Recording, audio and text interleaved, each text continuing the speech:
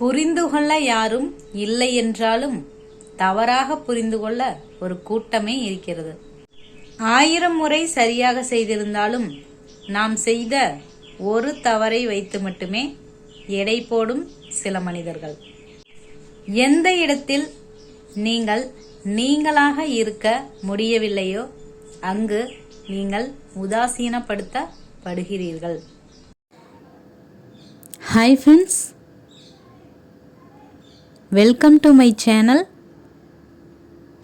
வெள்ளை மனது. நான் உங்ககிட்ட பேசிட்டு இருக்கிறது புஷ்பா ராஜேந்திரன்.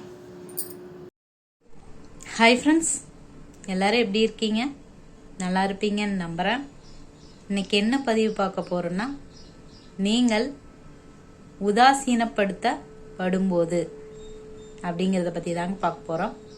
இது எதுக்காக அப்படின்னா, நம்மளோட மனசு ஆரோக்கியமாக இருந்தால் தான் நம்ம உடம்புல நோயே வந்தால் கூட அது சரி பண்ணக்கூடிய ஒரு ஆற்றல் நம்மக்கிட்ட இருக்கும். அதுக்காகத்தாங்க நான் ஏன் இப்படி சொல்கிறேன் அப்படின்னா, நம்ம உதாசீனப்படுத்தப்படும் போது நம்மளோட எண்ணங்கள் எல்லாம் நாம் எப்படி அதை வெளிப்படுத்துறது, எப்படி நம்ம மற்றவங்களை நம்மளும் திருப்பி உதாசீனப்படுத்தணும், எதிர் செயல் செய்யணும் அப்படின்னு தான் யோசிச்சுட்டு இருப்போம். ஆனால் அப்படி செய்யறதுனால நமக்கு ஏதாவது நன்மை இருக்குதுன்னு நினைக்கிறீங்களா? நம்மளுக்கும் நம்மளை உதாசீனப்படுத்தினவங்களுக்கும் என்ன வித்தியாசம் இருக்குது? அதனால் நம்ம இப்போ அடுத்தவங்களை பற்றி பேச வேண்டாம், நம்மளுக்கு நாம் நல்லது பண்ணிக்கணும். அதுக்காக நாம் என்ன பண்ணலாம் அப்படிங்கிறத பற்றி தாங்க சொல்ல போகிறேன். இன்றைக்கி நான் ஏன் இதை பற்றி சொல்கிறேன் அப்படின்னா, இப்போ இருக்கிற சிச்சுவேஷன்லாம் எப்படி இருக்குது அப்படின்னு பார்த்தீங்கன்னா, நடிக்கிறவங்களை தான் இந்த உலகம் நம்புது. உண்மையாக இருக்கிறவங்களை, அதாவது எதையும் தாங்கிக்க முடியாத லேசான மனசுக்காரங்களை ஈஸியாக காயப்படுத்திடுறாங்க. அவங்க மேலே தான் நிறைய பழி, கதை, திரைக்கதை, வசனம் எல்லாம் எழுதி ஈஸியாக நடிச்சிட்டு போயிடுறாங்க. அவங்க மேலே பழியை போட்டு கடைசியில் உறவுகள்லாம் வேணும் அப்படின்னு நினைக்கிற எதையுமே தாங்கிக்க முடியாத இலகுன மனசுக்காரங்க தான் கடைசியில் பாதிக்கப்படுறாங்க. நடிக்கவும் தெரியாமல், தெரியலைன்னு கூட சொல்ல முடியாது, நடிக்கிறதுக்கு மனசு வராமல் அவங்க மனசு இப்படி செஞ்சுட்டாங்க, இப்படி பேசிட்டாங்க, ஆனால் என்னால் அப்படி பேச முடியாது, பண்ண முடியாது அப்படின்னு அது எதுக்குமே மனசு வராமல் கடைசியில் பாதிக்கப்படுறது யாருன்னு பார்த்தீங்கன்னா, லேசான மனசுக்காரங்க தான். அவங்க தான் உதாசீனமும் படுத்தப்படுறாங்க. நடிக்கிறவங்க எவ்வளோ பர்ஃபெக்டாக நடிக்க முடியுமோ அவ்வளோ பர்ஃபெக்டாக அவங்களே கதை, திரைக்கதை, வசனம் எல்லாம் எழுதி நடிச்சிடுறாங்க. ஆனால் இந்த மாதிரி இருக்கிறவங்க அதில் சிக்கிட்டு அதை திருப்பி எதிர்த்து போராடவும் முடியாமல் எப்படி போராடுறது அப்படின்னு யோசிச்சுட்டே நம்மளோட வாழ்க்கையை நம்ம தொலைச்சிடக்கூடாதுங்க. அதுக்காகத்தான் இதுக்கு நான் சொல்ல போகிற விஷயம் என்ன அப்படின்னா, நம்ம எந்த இடத்துல நாமளாக இருக்க முடியலையோ அந்த இடத்துல நம்ம இருக்கக்கூடாது அப்படின்னு தாங்க அர்த்தம். நான் எப்படி இப்படி சொல்கிறேன் அப்படின்னா, புரிந்து கொள்ள யாரும் இல்லை என்றாலும் தவறாக புரிந்து கொள்ள ஒரு கூட்டமே இருக்கிறது அப்படின்னு சொல்லியிருந்தேன். ஏன்னா நம்மளை தப்பாக புரிஞ்சுக்கிறாங்க அப்படின்னாவே அந்த இடத்துல நம்மளுக்கு உண்டான மரியாதை இல்லை அப்படின்னு தான் அர்த்தம். ஏன்னா நாமளாக எங்கே இருக்க முடியலையோ அந்த இடத்துல நம்ம இருக்க வேண்டிய அவசியம் இல்லை. ஏன்னா புரிகிற மாதிரி சொல்லணும் அப்படின்னா, நம்மளை பிடிச்சவங்களும் நம்மளை மாதிரி இருக்கிறவங்களும் இருப்பாங்க. அந்த இடத்துல நம்ம இருந்தால் போதும். அதனால் நம்மளை புறக்கணிக்கிறவங்களை நம்ம புறக்கணிச்சிட வேண்டியது தான். அதாவது 1000 முறை நீங்கள் சரியாக நல்லது செஞ்சுருந்தாலும், நீங்கள் ஏதாவது செஞ்ச சின்ன தவறோ இல்லை ஒரு தவறோ அதை வச்சு தான் எடை போடக்கூடிய, அதை வச்சே திருப்பி சொல்லக்கூடிய மனிதர்களும் இருப்பாங்க. அவங்கள நம்ம மாற்ற முடியாது, அவங்க இப்படித்தான் அப்படின்னு முடிவு பண்ணிட்டு நாம் எப்போவுமே அவங்களையும் நினச்சி புலம்புறதையோ இல்லை எதிரான செயல்கள் ஏதாவது செய்யறது, என்ன செய்யலாம், எப்படி பேசலாம் அப்படின்னு யோசிக்கிறதையோ அப்படியெல்லாம் யோசித்தோம்னா நம்மளுக்கு தான் ஸ்ட்ரெஸ் அதிகமாக வரும். அதனால் அதை பற்றியெல்லாம் எதுவும் யோசிக்காமல் நம்மளை நம்ம எப்படி அவங்ககிட்ட இருந்து காத்துக்கலாம். ஒரு உதாரணமாக சொல்லணும் அப்படின்னா, கடலில் நிறைய வகையான மீன் இருக்கும். சின்ன மீன் இருக்கும், பெரிய மீன் இருக்கும்.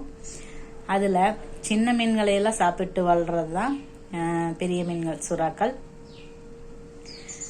சின்ன மீன்கள்லாம் பெரிய மீனுக்கு இரையாயிரும். ஆனால் இந்த டால்ஃபின் அப்படிங்கிற மீன் மட்டும் பெரிய மீனுக்கு இரையாகாது. அது எப்படி அப்படின்னா, அது வந்து சுறா மீனுக்கே டிமிக்கி கொடுத்துட்டு சின்ன மீன்கள் மாதிரி ஈஸியாகவும் சிக்காமல் சுறா மீன்கிட்டையும் சிக்காமல் அதனோட வாழ்க்கையை அது வாழ்ந்துட்டு இருக்கும். அதை தான் சொல்லுவாங்க. இதை இப்படி கூட சொல்லுவாங்க, கழுவுற மீனில் நழுவுற மீன் அப்படின்னு கூட சொல்லுவாங்க. அந்த மாதிரி இவங்க கிட்ட நம்மளும் வாழ்ந்துதான் ஆகணும், அவங்களுக்கு இரையாயிடக்கூடாது. அதனால எப்படி நம்ம அவங்க கிட்ட இருந்து நம்மளை காத்துக்க முடியுமோ அந்த மாதிரி அவங்க பாதை வேற நம்ம பாதை வேற அப்படிங்கிறத புரிஞ்சுட்டு கொஞ்சம் இடைவெளியோட அந்த மாதிரி இருக்கிறவங்க கிட்ட இடைவெளியோட இருக்கிறது தாங்க நமக்கும் நல்லது, அவங்களுக்கும் நல்லது. இன்னும் புரிகிற மாதிரி சொல்லணும் அப்படின்னா, மலையை நம்ம ஒரு பெரிய மலையை சுற்றி வரணும் அப்படின்னு நினச்சோம்னா அது தூரத்துலேருந்து பார்க்குறதுக்கு நம்மளுக்கு வந்து அது கஷ்டமாக தான் தெரியும். ஆனால் அதை நாம் சுற்றி வந்துட்டோம் அப்படின்னா அது நம்மளுக்கு இவ்வளோதானா அப்படிங்கிற மாதிரி தெரியும். அந்த மாதிரி பிரச்சனைகளும் அப்படி தாங்க, சில மனிதர்களும் அப்படி தான். அவங்கள வந்து நாம் எப்படி சமாளிக்கிறது எப்படி அவங்கள இது பண்ணுறதுன்னே யோசிச்சுட்டு இருந்தோம்னா அது முடியாது. அவங்க அப்படித்தான் அப்படிங்கிற ஒரு முடிவுக்கு வந்துட்டு கொஞ்சம் டிஸ்டன்ஸ் எடுத்துக்கலாம். இதையெல்லாம் மாற்றக்கூடிய சக்தி காலத்துக்கு இருக்குது. நம்மளுக்கு பொறுமையும் கொஞ்சம் அவசியங்க. ஏன்னா அந்த நேரத்தில் நம்ம எதிர்த்து பேசியோ என்ன பண்ணாலும் நடிக்கிறவங்க கிட்ட நம்ம எதுவுமே பண்ண முடியாது, இலகின மனசுக்காரங்க. அதனால் நம்மளுக்கு கொஞ்சம் பொறுமையும் கால அவகாசமும் வேணும். காலம் எல்லாத்தையுமே மாற்றக்கூடிய சக்தி இருக்குது.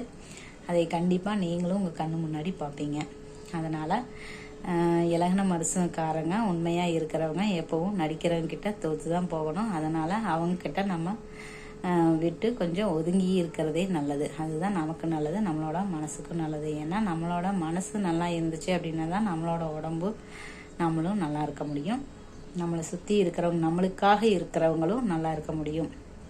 நீங்கள் அவங்கள பற்றி, உங்களை உதாசீனப்படுத்தவங்களை பற்றியெல்லாம் யோசிக்காமல் உங்களுக்காகவே இருக்கிறவங்களை பற்றி யோசிச்சு அவங்களுக்கு உங்களால் என்ன நல்லது செய்ய முடியும், உங்களுக்கு உங்களால் என்ன நல்லது செய்ய முடியும் அப்படிங்கிறத பற்றி யோசிங்க. அதைத்தாங்க இந்த வீடியோவில் நான் சொல்ல வந்தேன். ஓகே ஃப்ரெண்ட்ஸ், உதாசீனப்படுத்தப்படும் பொழுது நீங்கள் கொஞ்சம் பொறுமையோடவே இருங்க. ஏன்னா பேசிட்டு வருத்தப்படுறது நம்மளாக தான் இருப்போம், அதாவது இலகின மனசுக்காரவங்களாக தான் இருப்பாங்க.